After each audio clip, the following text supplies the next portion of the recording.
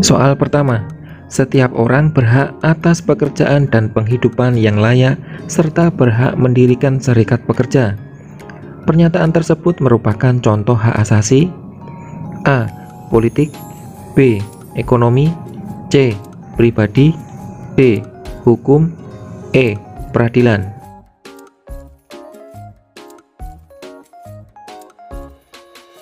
Dan jawaban yang benar adalah B. Ekonomi.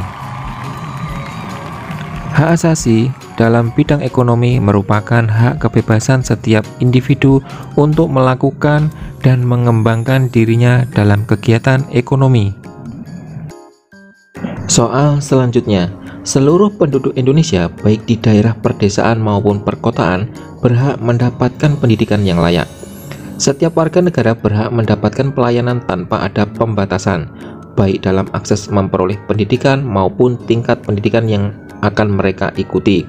Hal ini sesuai dengan ciri-ciri hak asasi manusia, yaitu A. Utuh. B. Hakiki. C. Universal.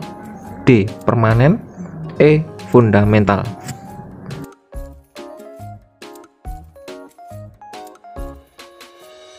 Jawaban yang benar adalah C. Universal. Universal atau menyeluruh artinya hak asasi manusia berlaku bagi semua manusia tanpa kecuali. Soal selanjutnya, banyak ahli yang menyatakan pemikiran mereka mengenai hak asasi manusia.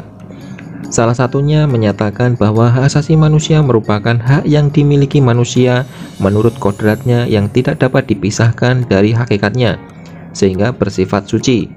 Pengertian hak asasi manusia tersebut dikemukakan oleh A. John Locke. B. John Matterson. C. Miriam Burdiarjo. D. Wellhoff. E. Kuncoro Purbopranoto.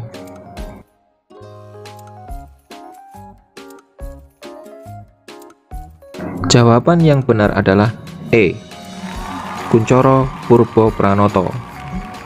Kuncoro Purbopranoto, guru besar Fakultas Hukum Universitas Airlangga Surabaya, memberikan pengertian bahwa hak asasi manusia merupakan hak yang dimiliki manusia menurut kodratnya yang tidak dapat dipisahkan dari hakikatnya sehingga bersifat suci.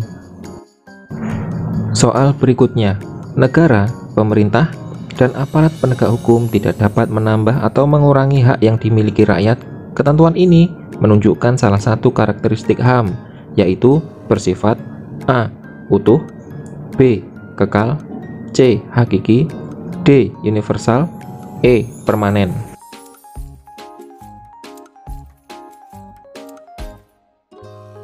Jawaban yang benar adalah A. Utuh. Utuh artinya hak asasi manusia tidak dapat dibagi menjadi lebih kecil atau lebih besar. Soal berikutnya, berikut ini kasus yang diselesaikan melalui pengadilan HAM baik permanen maupun ad hoc, yaitu A. Kasus bom Bali 1 dan 2 yang menewaskan ratusan orang dari luar negeri. B. Kasus bom Tamrin. C. Kasus penculikan anak. D.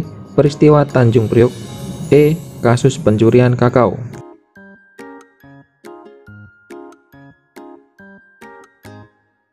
Jawaban yang benar adalah D. Peristiwa Tanjung Priok. Kasus peristiwa Tanjung Priok tahun 1984. Adapun kasus pelanggaran HAM yang terjadi setelah tahun 2000 termasuk pelanggaran HAM yang diadili melalui pengadilan HAM. Soal berikutnya, membunuh kelompok tertentu merupakan bentuk pelanggaran hak asasi manusia. Apabila kejahatan tersebut terjadi setelah tahun 2000, pengadilan yang berwenang mengadili adalah A. Pengadilan Umum. B. Pengadilan HAM. C. Pengadilan Agama. D. Pengadilan HAM ad hoc. E. Pengadilan Tata Usaha Negara.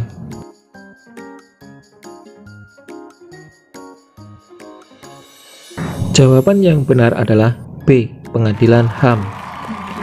Menurut Undang-Undang Nomor 26 Tahun 2000 tentang Pengadilan Hak Asasi Manusia, kasus pelanggaran HAM dapat dibedakan menjadi dua, yaitu kasus pelanggaran HAM yang terjadi pada masa lalu dan pelanggaran HAM yang terjadi setelah Undang-Undang Nomor 26 Tahun 2000 diundangkan.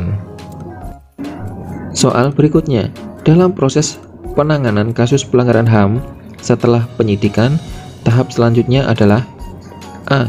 Penangkapan, B. Pemeriksaan, C. Penyelidikan, D. Penuntutan, E. Penahanan.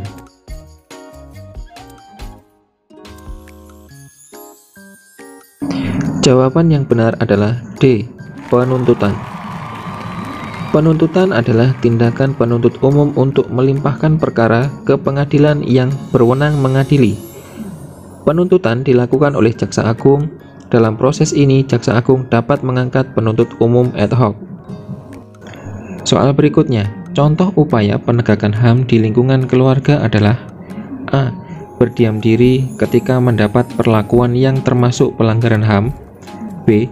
Melakukan kontrol terhadap pemerintah tentang pelaksanaan penegakan HAM. C. Menyekolahkan anak tanpa musyawarah terlebih dahulu. D. Musyawarahkan pendidikan dengan anak yang bersangkutan. E. Berdiam diri ketika mengetahui adik dilanggar haknya.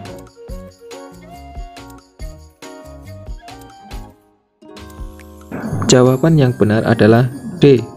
Memusyawarahkan pendidikan dengan anak yang bersangkutan. Untuk memulai penegakan HAM, sebaiknya pribadi yang baik. Ada banyak hal sederhana yang dimana perbuatan kecil itu ternyata menjadi salah satu bentuk upaya penegakan HAM.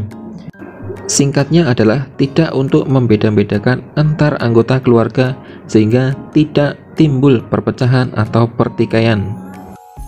Soal berikutnya, salah satu bentuk pelanggaran HAM adalah kejahatan genosida. Apabila kejahatan genosida dilakukan setelah tahun 2000, pengadilan yang berwenang mengadili adalah A.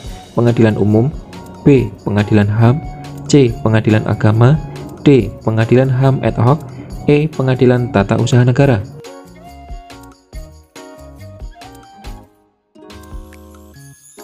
Jawaban yang benar adalah B. Pengadilan HAM. Pelanggaran HAM mencakup seluruh perbuatan melawan hukum, baik dilakukan secara sengaja, tidak sengaja, maupun atas kelalaian yang dapat mengurangi, menghalangi, membatasi, dan garis miring atau mencabut hak asasi manusia seseorang atau kelompok orang. Soal berikutnya, salah satu bentuk pelanggaran HAM adalah kejahatan kemanusiaan. Apabila kejahatan kemanusiaan dilakukan sebelum tahun 2000, pengadilan yang berwenang mengadili adalah A. Pengadilan umum, B. Pengadilan HAM, C. Pengadilan agama, D. Pengadilan HAM ad hoc, E. Pengadilan Tata Usaha Negara.